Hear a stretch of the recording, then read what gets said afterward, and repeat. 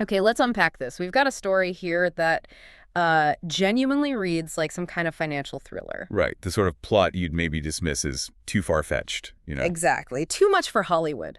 Yeah. But it is absolutely terrifyingly true. We're talking about the collapse of a company that was, well, woven right into the fabric of the U.S. economy. A company that thrived for 158 years Yeah. and then just imploded with stunning speed, stunning force. And that company is Lehman Brothers, a name that for many just became shorthand for the whole 2008 financial crisis. Yeah. And what's really fascinating, looking at the notes and articles that you've shared with us, is how this one company's journey from like really humble beginnings Right. became this global economic catastrophe. It's quite the arc. That's exactly the mission for this deep dive. We're going to go deep into this stack of material, try and pull out the essential insights. Okay. We want to trace Lehman Brothers right from its start, understand its explosive growth, pinpoint the critical, arguably fatal mistakes they made. Yeah, the big ones. And see precisely how its downfall didn't just hurt one company, but actually triggered a crisis that spread, well, everywhere. It's not just history, is it? It's a potent reminder. Ambition, risk, the danger of too much risk. And a spectacular collapse, one that reached into the lives of millions, really, across the globe. So let's dive right in. Where do we start? Way back. Right back.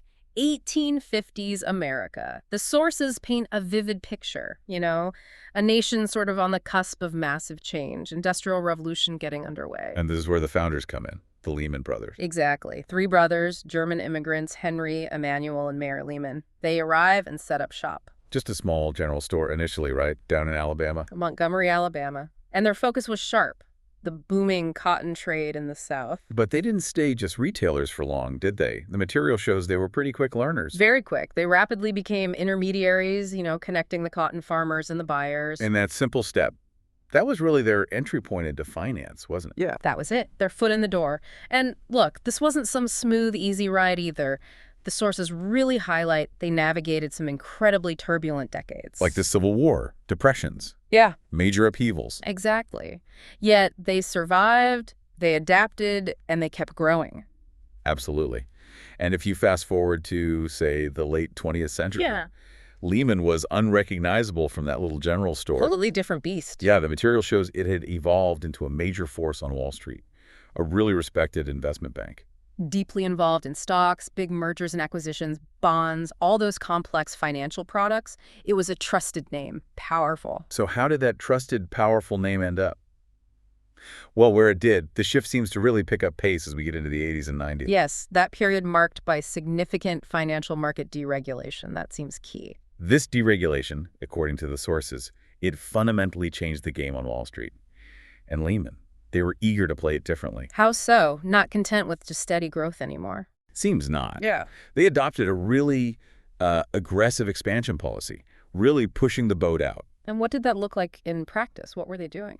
Well, it meant investing heavily in companies themselves, taking on more direct risk, principal risk. Okay. It meant pushing hard into selling complex things like future derivatives and actively promoting financial products with much, much higher risk profiles than their sort of traditional business. It was a clear strategic pivot then, leveraging this less regulated environment. Definitely seen that way. It was all about finding new avenues for profit, often involving more complexity and more risk. And there was that brief kind of interesting period where they were owned by American Express, wasn't there? Yes, from 1994. But that didn't last too long. They were spun off again pretty quickly. Right. And right after that split, the sources show that Richard Fuld took the helm, became CEO. Ah, yes, Fuld, the gorilla. His name comes up again and again in the later part of the Lehman story. He's pretty central. He became a defining figure. And, well, a controversial one. Known for this incredibly aggressive style, the seemingly insatiable appetite for risk.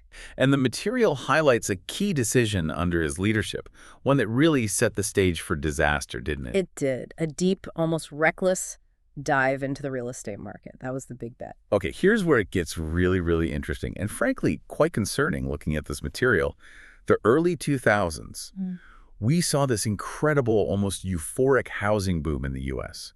Prices were just soaring, climbing and climbing. And the demand for mortgages seemed endless, right? Like everyone wanted a piece of it. It felt like a golden age, didn't it? But the sources reveal this. this rot underneath it all. Yeah, the sheer demand led to loans being given out to borrowers who, well, really had no business getting them. People with unstable incomes, poor credit, no credit history, sometimes even no verifiable job. These were the infamous subprime mortgages, essentially low-quality loans. Some called them toxic later on. And this is where the financial engineering really kicks in, isn't it? Institutions like Lehman, they didn't just hold these questionable loans on their books. Oh, no, far from it. What the material describes is this massive process, securitization. They'd bundle thousands of these subprime loans together. Package them up. Package them up, exactly, and create these things they called mortgage-backed securities, MBS. And the absolutely critical part was getting these packages rated. Yes. Because somehow, despite being built on this incredibly shaky foundation of bad loans, Right. rating agencies were slapping AAA ratings, supposedly the safest investment grade possible, on big chunks of these MBS bundles. Yeah, they slice them up into different layers or tranches based on perceived risk. Yeah. And the top layers, the senior tranches, often got those top ratings. Which made them look attractive, even safe to investors all over the world, pension funds, other banks, insurance companies. Exactly. And the profits for Lehman, they were astronomical. The sources show they were making billions, over $4 billion in profit in 2006 alone, just from this kind of activity. And the leadership was certainly reaping the rewards. Richard Fuld, reportedly, pulling in massive multi-million-dollar bonuses during this peak period. Absolutely. And the overwhelming sentiment, described in the material, was this almost blind faith, this belief that the housing market could never really fall, not nationally anyway. They had billions tied up in these mortgage assets, hugely risky if the market turned. But they were generating immense profits now. And warnings, well, they were often dismissed because the money was just flowing in. So it was this mix, wasn't it? High leverage, these complex, hard-to-understand assets, and this unshakable belief in the market. That's what pushed them towards the edge. Precisely. A very dangerous cocktail. But that unshakable belief started bumping into, well, reality around 2006, 2007. The warning signs began to flash, red lights. They did. The U.S. housing market finally peaked, and then it started its decline, and as prices fell. The underlying weakness of those subprime loans was just laid bare. Exactly. Defaults soared. People lost jobs, or suddenly their homes were worth less than the mortgage they owed on them. Underwater. Which meant the value of Lehman's massive holdings of those mortgage-backed securities just tanked, plummeted. Right. But instead of facing the music then, the sources indicate Lehman engaged in some, well, let's call it creative accounting. Putting it politely. Very politely.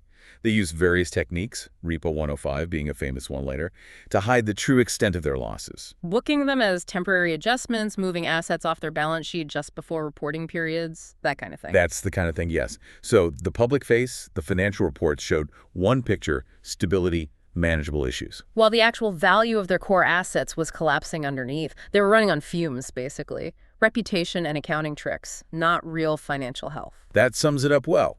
And this was happening while other parts of the financial world were already showing serious strain. Right. We saw some big hedge funds that invested heavily in similar stuff failing in 2007. And Bear Stearns, another big investment bank, was clearly struggling. Yet Lehman kept maintaining this facade. Everything's fine, we're strong, we're stable. Until 2008, then that facade just completely cracked, didn't it? Oh, yeah. The year started grimly for Lehman. They reported billions in losses in just the first quarter. Billions. And their stock price just fell off a cliff, down 60–70% relatively quickly. Huge drops. And through all this, Richard Fuld was still out there, publicly insisting the company had plenty of capital, a solid foundation. Even as the evidence mounted. Even as the reality became clear that the assets they were using as collateral, the stuff backing their borrowing, were rapidly losing value. It was becoming harder and harder for them to borrow money. And incredibly, instead of pulling back, reducing risk, they made a move that just seems utterly baffling in hindsight. You mean acquiring BNC Mortgage? Yeah, a company specifically specializing in subprime loans at that moment. It was like lashing another sinking boat onto their own ship, which was already taking on water fast, just adding more wheat to the problem. Then we saw Bear Stearns actually collapse in March 2008. It needed that government-backed rescue facilitated by J.P. Morgan. That Bear Stearns event was absolutely pivotal. On one hand, it showed the system could break under this pressure, but crucially, The government's handling of it sent a message. it did. Maybe unintentionally to Lehman, but the message seemed to be, don't assume everyone gets rescued this time. not automatically. Which put immense pressure on Lehman, right? They were widely seen as the next weakest link in the chain. Exactly. All eyes turned to them. Which brings us to those incredibly tense final days in September 2008, just pure drama. Yeah, the global spotlight was fixed firmly on Lehman.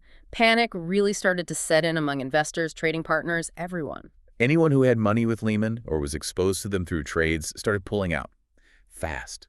Leading to that classic bank run scenario, but on a massive institutional scale. They were simply running out of cash, a liquidity crisis, burning through money. The sources detail these frantic last-ditch efforts over that final weekend, just desperate scrambling. Trying to broker mergers with Bank of America, Barclays. Yes. First Bank of America, then Barclays. They were also appealing directly to the U.S. government, to the Fed, the Treasury, for some kind of lifeline, any kind of support. And all those efforts just failed, one by one.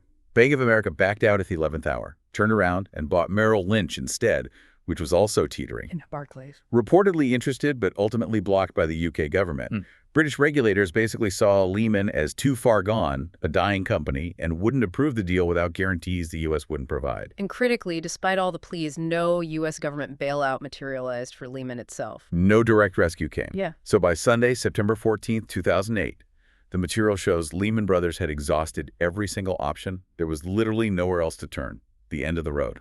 And so, on Monday morning, September 15th, 2008, the unthinkable happened. Lehman Brothers officially filed for Chapter 11 bankruptcy protection. It was just staggering. At the time, the largest corporate bankruptcy in U.S. history, nothing even close. The filing listed something like $691 billion in assets.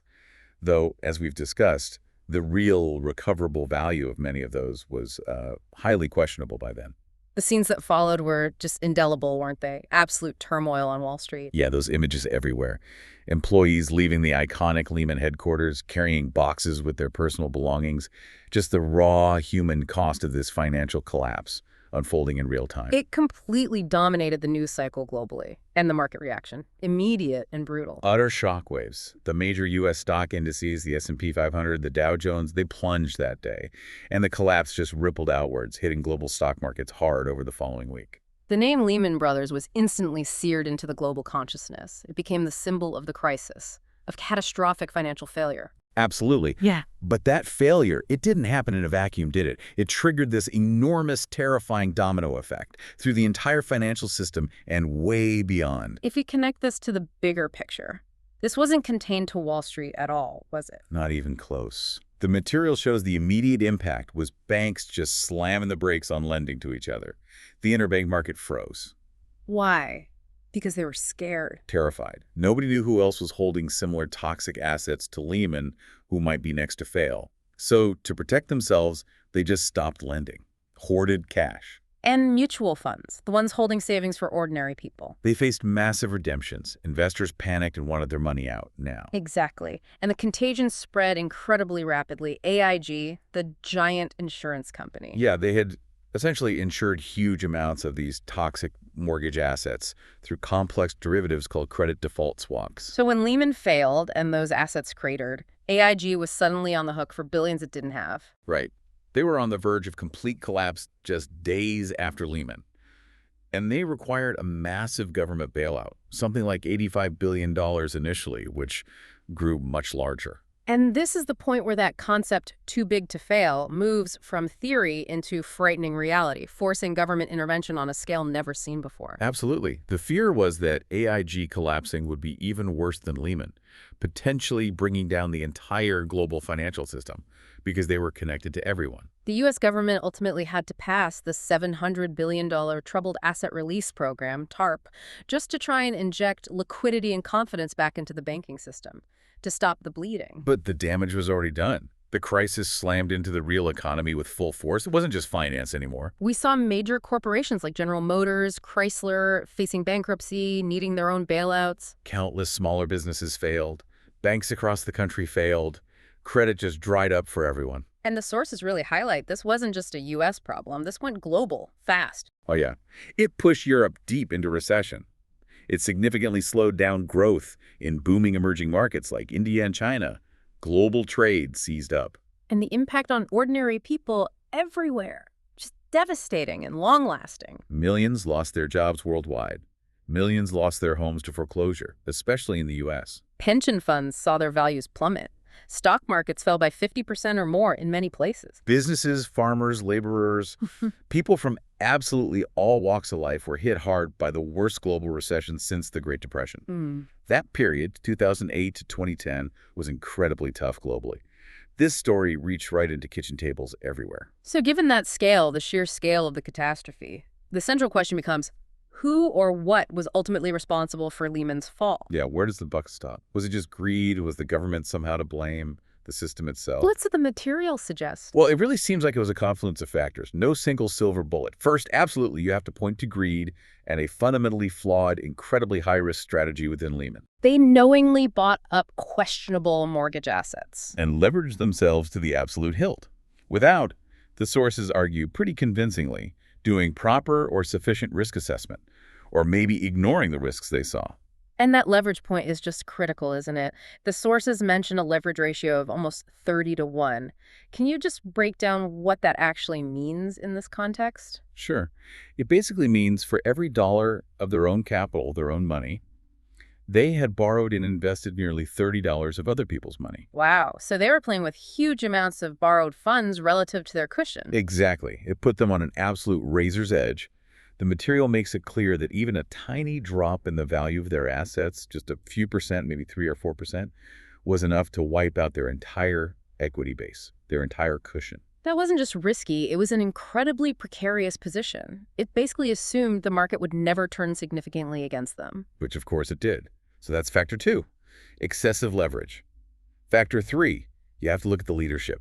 Richard Full specifically is described as ignoring the signs, the increasingly dire situation. Yeah, and reportedly continuing to take enormous bonuses even as the company was clearly spiraling towards collapse in that final year. That level of, I don't know, detachment, denial from the severity of the situation at the very top, that's a significant factor the sources point to, irresponsible leadership. Okay. Then there's the issue of oversight, or maybe the lack of it. Exactly. Factor 4, regulatory failure. The material highlights a real lack of effective monitoring by the U.S. government and the financial regulators at the time. They weren't equipped, or maybe not willing, to rein in the massive risks building up across the system. Arguably, yes. All right. And let's not forget the role of the rating agencies. That's maybe factor 5. Still giving those misleading AAA ratings to what turned out to be essentially toxic securities. Right. Duping investors worldwide who relied on those ratings as a stamp of safety. And perhaps the final fatal ingredient, factor 6 maybe, was this reliance on the too-big-to-fail concept itself, inside Lehman. The material definitely suggests there was a prevailing belief, maybe arrogance, inside Lehman that they were simply so large, so interconnected, that the government would have to step in, that they'd be forced to rescue them to prevent a wider crisis. They were proven spectacularly wrong on that last point, weren't they? They were. Which brings us to maybe the most debated decision of the entire crisis. Why wasn't Lehman Brothers bailed out? When Bear Stearns, just months earlier, and AIG just days later were. It seems inconsistent. This is where opinions diverge really significantly, even looking through the material. The U.S. government's official stated reason at the time What was the line? was that, unlike Bear Stearns or AIG, Lehman simply lacked sufficient collateral of genuine marketable value. Meaning they didn't have enough good stuff left on their books. Essentially, yes. Yeah. Not enough valuable assets that the government could realistically seize or sell later to recoup the taxpayer money that would be needed for a bailout. They argued it would just be throwing good money after bad, with no prospect of getting it back. And there was also the strong argument about moral hazard, wasn't there? Yes, a very powerful argument in policy circles. The concern that if the government bailed out every large firm that made reckless decisions and got into trouble. It would just encourage more bad behavior in the future. Exactly. It would signal that firms could take huge risks, knowing that if they won, they kept the profits. But if they lost badly enough, the government, the taxpayer, would step in and save them. So the argument was letting Lehman fail, as incredibly painful as it was predicted to be, Which it was. sent a necessary, tough message to the market. A message about accountability, that actions have consequences, even for the giants. Was that the right decision, though? in hindsight? That is the multi-billion, maybe trillion-dollar question, isn't it? Yeah. The debate absolutely continues to this day, especially when you consider the sheer scale of the global financial panic and economic damage that immediately followed Lehman's bankruptcy filing. Some argue a messy bailout would have been less damaging than the chaotic collapse. Others maintain the line had to be drawn somewhere. So, looking back at this whole saga, this whole mess, what lessons, if any, were truly learned? Did anything actually change? Well, to some extent, the material indicates, yes, lessons were learned, at least in the immediate aftermath, particularly concerning the big banks. We saw increased banking supervision, especially in the U.S. and Europe. Definitely. Laws like the Dodd-Frank Act in the U.S. were explicitly designed to address the issues highlighted by the crisis, trying to regulate those too-big-to-fail companies, make the system more resilient, prevent similar collapses. And we also saw new tools brought in, right? Like mandatory stress testing for banks. Yes, forcing banks to prove they could survive severe economic downturns. Stricter requirements for how much capital banks must hold on to their capital reserves, their cushion. And rules about maintaining enough liquid assets, cash, or easily sellable stuff to handle sudden outflows. Liquidity ratios, these were all direct responses to Lehman and the crisis. They were. So structurally, the regulated banking system is arguably safer now than it was in 2008. However, and there's always a however, isn't there? There usually is. The material also points to a kind of recurring pattern. While the traditional banking system might be more regulated now, Similar dynamics pop up elsewhere. Speculation, excessive risk-taking, maybe in less regulated corners of the market. Exactly. You could look at events like the collapse of FTX in the crypto world back in 2022. Very different assets, but similar themes of opacity, leverage, maybe misplaced trust. Or even the Silicon Valley Bank failure in 2023. That had elements of a classic bank run, triggered by issues maybe not foreseen by the standard post-crisis rules. Right. Or think about the speculative frenzies we've seen around meme stocks or the NFT bubble a while back. The assets change, but do they echo some of the same underlying human behaviors? Blind trust, maybe. A belief that this time it's different. Chasing yield. Opaque value. Excessive leverage hidden somewhere. It raises the question, certainly. So while systemic improvements have definitely been made in certain areas, especially traditional banking, the risks haven't necessarily disappeared entirely. They've perhaps just migrated, shifted to different parts of the financial ecosystem, maybe parts we don't understand as well yet. Precisely. The forms change, the players change, but the fundamental potential for bubbles and busts driven by human psychology and financial innovation seems to persist. What actually happened to Lehman's remnants, the pieces left after the bankruptcy? Well, most of Lehman's valuable assets, what was left of the operating businesses, were actually acquired by other firms relatively quickly during the bankruptcy process. We'll pick them up. Barclays bought much of the North American investment banking and trading operations quite controversially at the time for a very low price. And Nomura, the Japanese bank, bought significant parts of the Asian and European businesses. And Richard Fuld, the CEO during the collapse. The sources note his rather famous public stance afterwards. Yes, he repeatedly stated, even years later in interviews and testimony, that he had absolutely no regrets about how he handled the situation at Lehman in the run-up to the collapse. A statement that drew considerable criticism, as you can imagine. Were there any serious legal consequences for him or other top executives? There were numerous lawsuits, absolutely. Civil suits, mainly, aiming to claw back funds for creditors and shareholders who lost everything. But notably, looking at the material, no criminal convictions resulted directly from the collapse of Lehman Brothers itself or the actions of its top executives leading up to it. Interesting. And Wall Street itself, the financial sector, it didn't stay down for long, did it? No, not really. Yeah. Fueled by government support and central bank actions, the financial sector did recover relatively quickly. Firms started making record profits again within a few years. And those huge bonuses returned, too. Yes, the large bonuses came back pretty quickly as well, which led to a lot of public anger and debate about whether the lessons about excessive risk and reward had truly stuck where they counted most. But the name Lehman Brothers, it does endure, doesn't it? As a kind of stark warning, a cautionary tale.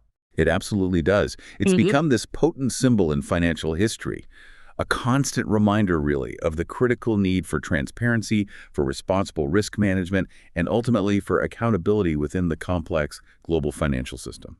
So, wrapping this whole thing up then, The material makes it crystal clear that the fall of Lehman Brothers was far, far more than just a single company going bankrupt. It wasn't just a business failure. No, it really reflected these deep systemic issues within modern capitalism, where, as the sources compellingly argue, the relentless pursuit of profit, maybe fueled by sheer greed, significantly overshadowed basic prudence, common sense, and fundamental risk management. And one firm's catastrophic mistakes didn't just hurt its own employees or shareholders. The tremors genuinely shook the entire world economy. And that story, that whole narrative, remains critically relevant today, doesn't it? As we look at new, rapidly evolving investment areas, maybe it's cryptocurrencies, maybe it's the latest wave of tech startups, maybe it's the speculative frenzy around AI. The lessons embedded in the Lehman Brothers story seem absolutely crucial to keep in mind. Yeah, because every bubble looks beautiful, feels exciting, until it bursts. And when it does, the consequences are often incredibly painful, especially for people far removed from the initial risk-taking. Ordinary people end up paying the price. So as you, our listener, process this deep dive, maybe think about what stands out to you most about this story. Are we, collectively, truly prepared for the next potential bubble, wherever it might emerge? Or is history in some fundamental ways just bound to repeat itself, perhaps in new, less familiar markets this time around?